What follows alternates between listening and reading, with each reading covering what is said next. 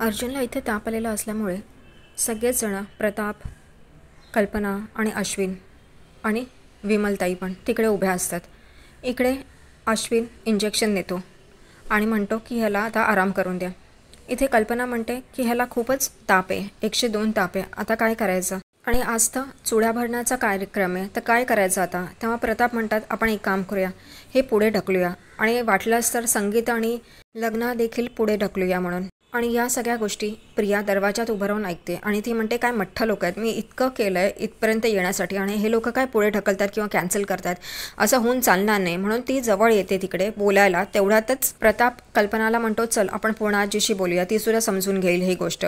आणि ते लोक उठून निघणार. तेवढ्यातच इथे मठ्ठ, अगदी मठ्ठ अर्जुन म्हणतो की थांबा, असं काही करू नका, मी पूर्णाजीला वचन दिलं आहे, त्यामुळे मी हे सगळे रिच्युअल्स करणार जसं ठरलं आहे तसं, आणि मी हे सगळं तिला हवं तसंच करणार, तसंच पार पडणार, भले माझी तब्येत कशी असो. थोडी ॲक्टिंग तरी बरी केली पाहिजे ना. आजारी माणूस वाटतच नाही आहे, फक्त डोळे बंद करून एखादा व्यक्ती बोलतो आहे हा डायलॉग असंच वाटतं आहे. ॲक्टिंगच्या नावाने मठ्ठपणा, तसंच बिंडोकपणा करतो आहे.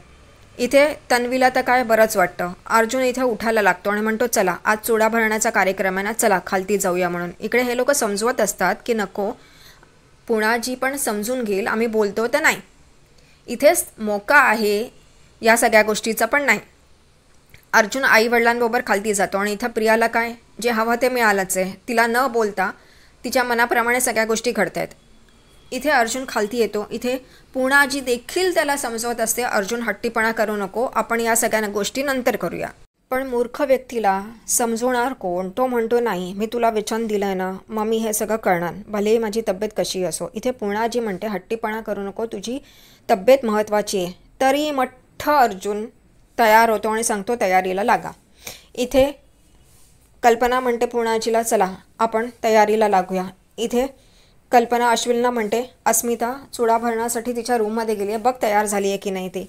इथे अश्विनी म्हणतो ती काय फोनवरच बोलत बसलेली असेल, ती काय तयार करणार नाही, मी जातो म्हणून.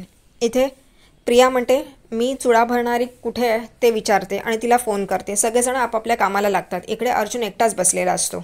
तेव्हा संधी साधून विमलताई अर्जुनकडे येते आणि म्हणते तुम्हाला काल सायलीताई भेटल्या का. इथे मठ्ठचा महामठ्ठ अर्जुन म्हणतो हो मला ती भेटली ना. इथे विमलताईला वाटतं की खरंच ती भेटली म्हणून. तेव्हा तो म्हणतो मला रोजच भेटते स्वप्नात. इथं विमलताई एकदम डचकते. इथे अर्जुन विमलताईला म्हणतो मिसेस सायली मला रोजच स्वप्नात दिसतात, मी रोज त्यांच्याशी बोलतो म्हणून. इकडे विमलताईला कळतं की ते काही भेटलेले नाही आहेत आणि अर्जुन दादांना काही समजतच नाही आहे. इथे ती म्हणते ठीक आहे तुम्ही आराम करा, इथेच बसा, मी आलेच. आणि ती पाठीमागे जाऊन चैतन्याला फोन करते आणि सांगते की सायलीताई अर्जुन दादांना भेटल्याच नाही आहेत म्हणून. इकडे हे ऐकल्यानंतर सायली आणि कुसुमताई बसलेले असतात घरात. तेव्हा चैतन्य येतो आणि सांगतो की अरे हे अर्जुनला तर तुम्ही भेटलेलाच नाही आहेत वहिनी, त्याला कळलंच नाही आहे की तुम्ही येऊन गेलात म्हणून, कारण घरी काहीच हालचाल नाही आहे. कुसुमताई आणि सायली चकित होतात. इथे तिघांनाही कळत नाही नक्की काय प्रॉब्लेम आहे तो. इकडे साक्षीने 2 गुंड जनता चाळीच्या बाहेर, म्हणजेच जिथे आत्ता सायली राहते आहे त्याच्या बाहेर ठेवलेले असतात, उभे केलेले असतात, कारण सायलीला तिथून बाहेर पडता येऊ नये म्हणून. इकडे कुसुमताई चुडाची तयारी करत असते. तेव्हा इथे सायली म्हणते अजून किती वेळ, आली कशी नाही, फोन दे ग, मी फोन लावते म्हणून. तेवढ्यात ती फोन लावते आणि बाहेरच मंजिरी उभी असते. ती म्हणते पाहुण्यांचं असं स्वागत करतात का फोन करून. इकडे कुसुमताई आणि सायली बघायला लागतात तर मंजिरी दारात उभी आहे. सायली पटकन जाते आणि तिला आत घेऊन येते. इथे कुसुमताई म्हणते बस ना, मी तुझ्यासाठी पाणी घेऊन येते. आणि सायली आणि मंजिरी एकमेकांना खूप आनंदाने भेटतात. त्या दोघी एकमेकींच्या मैत्रिणी असतात. इथे कुसुमताई मंजिरीसाठी पाणी घेऊन येते आणि मंजिरी, सायली आणि कुसुमताई गप्पा मारायला सुरुवात करतात. मंजिरी म्हणते तू जसं सांगितलं होतंस ना तसंच मी तुझ्यासाठी पंढरपूरहून चुडा घेऊन आली आहे आणि ती दाखवते. सायली, कुसुमताई खूपच आनंदात असतात. इथे सायली म्हणते तोच भर ना चुडा माझ्या हातात. तेव्हा मंजिरी एकदम डचकते. तेव्हा सायली म्हणते माहिती आहे तुला असं वाटतं तुझं लग्न झालं नाही आणि हे लग्न झालेल्या बायकाच भरतात, पण तू माझी मैत्रिणी आहेस ना, तुला माझं हित झालेलंच बघायचं आहे, त्यामुळे तू भर म्हणून. आणि मंजिरी तिच्या हातात दोन्ही हातात चुडा भरते. मंजिरी आणि सायली खूपच आनंदात असतात. त्या एकमेकांकडे हसत हसत बघत असतात. इकडे तन्वी खूपच बेचैन झालेली असते. तिला असं वाटतं की आता या फंक्शनमध्ये सायली येऊ नये आणि विचका करू नये म्हणून ती साक्षीला फोन करत असते. तुझी माणसं गेली आहेत ना तिकडे? तर साक्षी म्हणते मला ऑर्डर नाही सोडायची, माझी माणसं ऑलरेडी तिकडे आहेत, तिला बाहेर पडू देणार नाही, ती अर्जुनच्या घरी काय नाक्यावर सुद्धा जाऊ शकणार नाही. आणि हेच बोलताना तन्वी मागे फिरते तर चुडा भरणारी चुडा घेऊन येत असते. तेवढ्यातच तो धक्का लागतो तन्वीचा आणि तो चुडा सगळा खालती पडतो. आणि तन्वीला काय तेच हवं आहे, आरडाओरडा करण्याचा. ती त्या बाईवर आरडाओरडा करायला लागते. इकडे कल्पना, अस्मिता आणि पूर्णाजी येतात आणि तन्वीला समजवत असतात, अगं ते चुकून झालं तुझा धक्का लागून. ती म्हणते नाही, ही अशी कशी बाई करू शकते, आरडाओरडा सुरू करते ती. तरी या सुभेदारांना, कल्पना, पूर्णाजी या लोकांना काही कळत नाही की ही तन्वी कशी आहे. ही नुसता आरडाओरडा करत असते, नुसती भांडणं करत असते, लोकांचा अपमान करत असते आणि अशी सून त्यांना एकदम आदर्श वाटते. इथे अस्मिता म्हणते झाला परत अपशकून झाला. कल्पना म्हणते तू सारखं काय गा अपशकून करत असते, काही अपशकून झाला नाही आहे. तर अस्मिता म्हणते तूच सांगते ना अशा सगळ्या गोष्टी झाला की अपशकून असतो म्हणून, आता तूच मला हे सांगते की असं काही नाही म्हणून. ती म्हणते तू आज जा, कल्पना म्हणते अस्मिताला.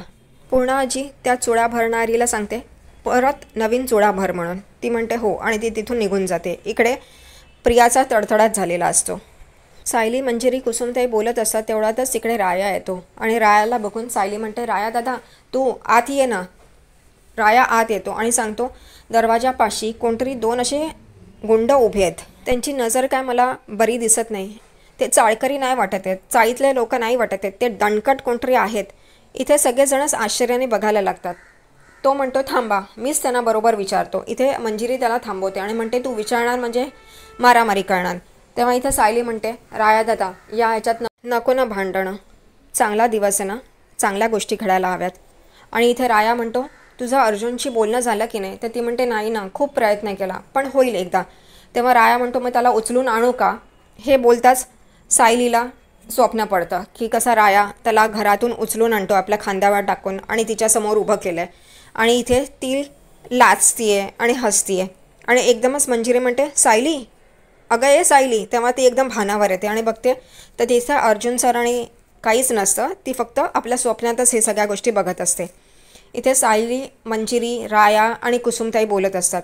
इथे सायली म्हणते मंजिरीला तू आता सगळे लग्न होईपर्यंत थांब. ती म्हणते नाही ग, थांबता नाही येणार, पण आम्ही दोघंही तुझ्या पाठीशी तुझं लग्न होईपर्यंत खंबीरपणे उभे होत. इथं राया पण म्हणतो हो मी तुझा भाऊ आहे आणि तुला हे सांगतो की तुझंच लग्न अर्जुनशी होईल म्हणून. आणि इथे या सगळ्या गप्पा चालू असतात.